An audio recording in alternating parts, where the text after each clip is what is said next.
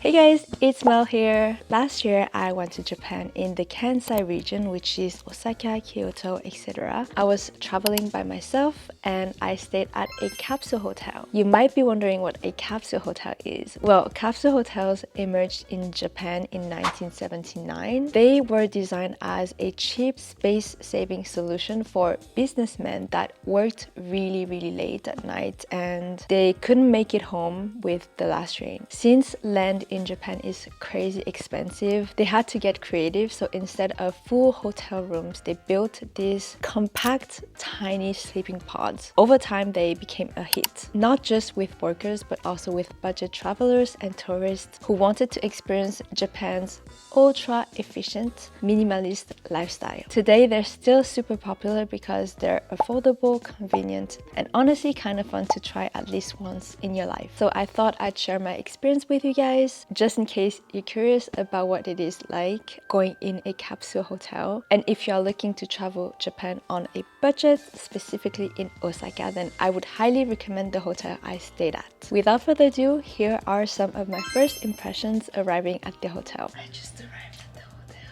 It's like so quiet, but they upgraded my room, which I'm kind of happy but kind of bummed about because I really wanted the full like capsule hotel experience, which I'm not gonna get. It's still a capsule hotel, kind of, but it's like I can stand in my room. So yeah, I'm not gonna like ask them to change obviously, but I'm not gonna talk too loud, but I'm just gonna get changed. I feel bad for talking. That is so cool. I love it. I stayed at Hotel Atarayo Osaka. Hopefully I'm saying it right. If I'm wrong, I'm sorry. But I stayed there for 3 nights, which cost me a total of 8,913 yen, which is roughly 20 USD per night. Honestly, it was surprisingly very affordable. I booked it through booking.com. I will leave a link down in the description box for you guys to check it out. But please keep in mind that my stay was back in December 2023, so the price may vary. It was definitely not high season, which typically is around, I think, March and April when the sakuras are blooming, but I don't think it was low season either because in December people like to come and see the red leaves. In terms of location, the hotel is very nicely situated in the heart of Osaka. It is within less than 10 minutes walking distance from 2 main train or metro station, as you'd like to call them. So the first one is Sakasuchi Homashi Station and the other one is Homashi Station. Being so close to these 2 stations, it really provides easy access to the city's transportations network. To give you some idea, here are some itineraries I did departing from the hotels. It takes about 30 minutes to go to Osaka Castle, which is one of the main tourist attractions in the city. It's only a 15 to 20 minutes walk away from the famous Dotonbori area, which is also one of the main things you need to do in Osaka. And honestly, it was really convenient because it's just one street down all the way. Like you just go straight like that and you arrive right at the Dotonbori like nightlife. It's really nice. And also it takes 1 hour to go to Nara. You just have to take 2 trains. It's pretty easy to get there honestly, and also 1 hour away from Kyoto. It was pretty nice because I stayed there for only 3 nights, so it was kind of like a short trip, so I didn't want to like change hotel every single time, so it's pretty convenient to stay in Osaka and do like day trips. Once I arrived, the staff was really nice. I got to check in pretty fast as I arrived around 5 p.m. They upgraded my room from a standard capsule room to a superior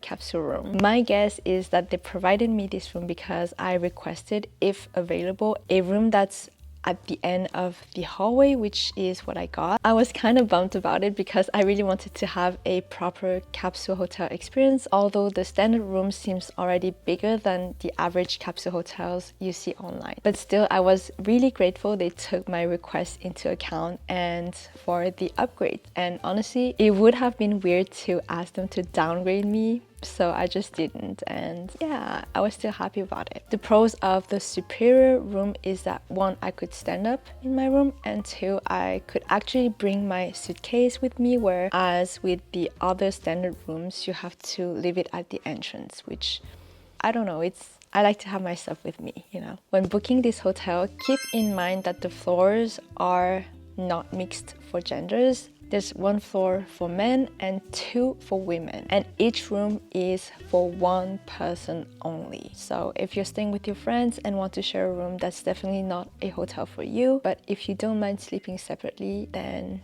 you might want to try it out. Also, keep in mind that some bed or rooms are elevated and some are not. So depending on your preference or needs, I highly recommend communicating to the hotel prior. So this is what a typical standard room looks like. So some of them you have to climb upstairs to like get into it, and some are just downstairs. And same goes for the superior room. So all of the superior rooms you can just stand up, and the beds are either at the top or on the bottom. With that being said, here's a hotel tour. So you arrive inside the hotel, there's the reception, that's where you get to check in and like communicate with the staff. There's a little waiting area and also some lockers, and that's where you need to leave your shoes. They provide you with slippers and you have to exchange them there, and then you can go up to your floor. Next to the locker room, there's also a common space where there's a projector, some dining tables and stuff like that. I didn't go there too much, but it's there. From the reception, you leave your shoes and then you have to tap a card to take the lift to your specific floor. So as mentioned, you have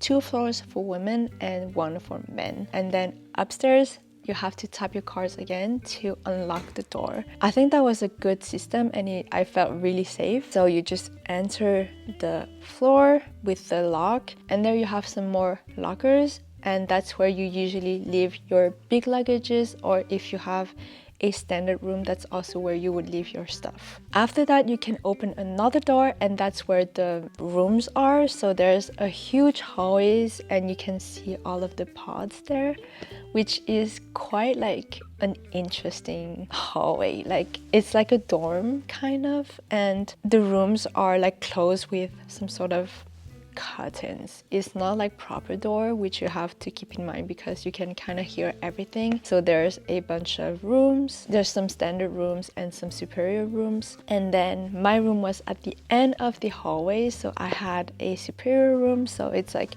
a taller one. To go inside, you just have to lift the curtain. The room area kind of makes an U, so there's room like all the way, and at the very end of the hallway there's some changing rooms, which is I think provided mainly for people staying at the standard room because you cannot really stand in it and it's not that convenient to change inside like crooked like that. So I guess that's mainly for them, but you can just go there. There's a little stool and some curtain and a mirror. That was good for me because to check my outfits and stuff like that. Didn't really feel the need for them because I could stand in my room, so I just changed in my room and I just went to use the mirror. And then when you go back to the entrance, you can go to the amenities. I'm guessing there's the same on each floors. It was really clean. I was really impressed by that. So on one side there were a bunch of toilets. Honestly, I'm surprised at how many there were. Like I think there were like 6. They were all like typical Japanese brand toilet with like heated seats and like bidet and stuff like that, which was really like high tech. And they also had like a panel of like buttons to, I don't know, that's so high tech, but you could also like press some sort of noise to play for that.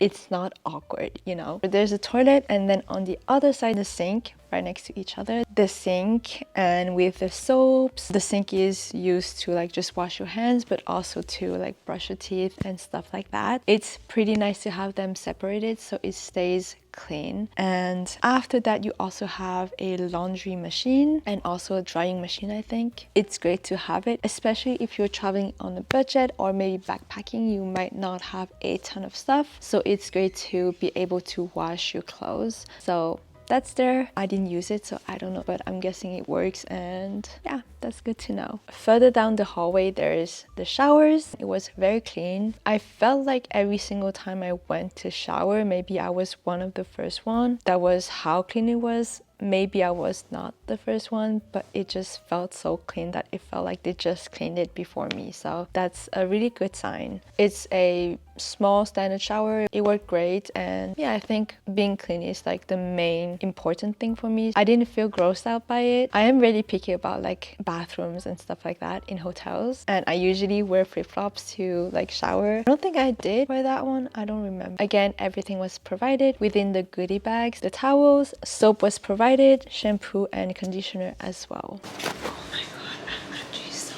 impressed right now. It's so clean and new.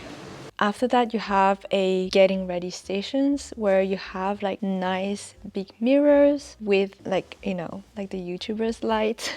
That was honestly like very surprising to have. And they have a bunch of hair tools as well. They had a hair dryer, hair straighteners, and also like color, which honestly, like what, like they even provide that. That's crazy, right? And then you go all the way down again and there's a common room. You can eat there. There's a microwave. I didn't see many people there. I just spotted like maybe a couple girls working. And then after that, there's a bathroom. Japanese people are huge on bath, so there was one room with a bath, a shower, a sink, everything, just in case you want to take a bath. I was generally really impressed by the amenities that were available at the hotel and also at how clean the place was. They also gave me a bag of goodies. Everything was provided, which could allow people to stay there one night without worrying about bringing their own stuff at all. It really allows you to like travel lightly without bringing too much stuff, you know. And yeah, here are some more vlog style footage of me staying at the hotel. Hopefully this gives you a more accurate idea of what it is like booking a capsule hotel. I am whispering because it's very quiet.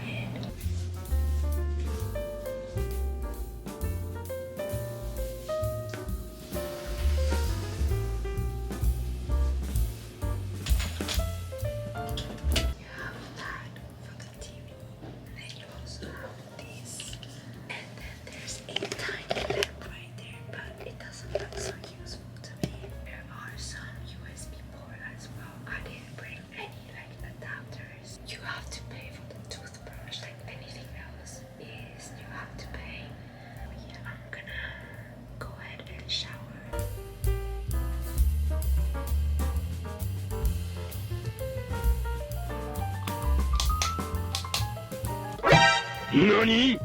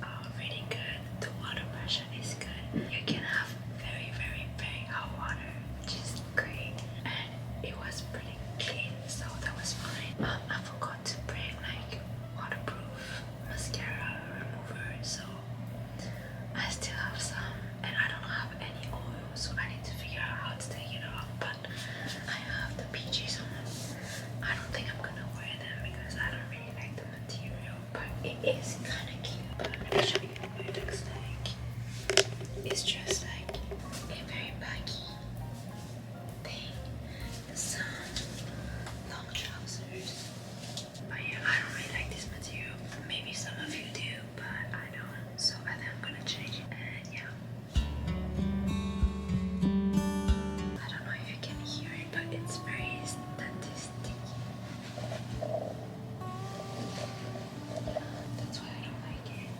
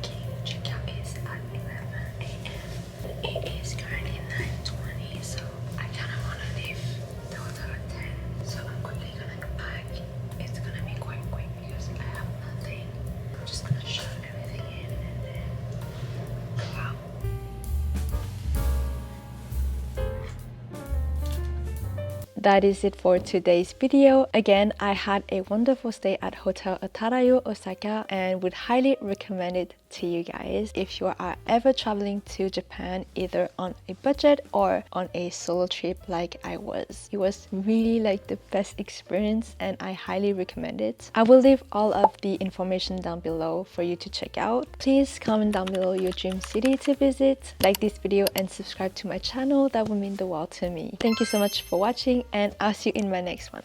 Bye guys!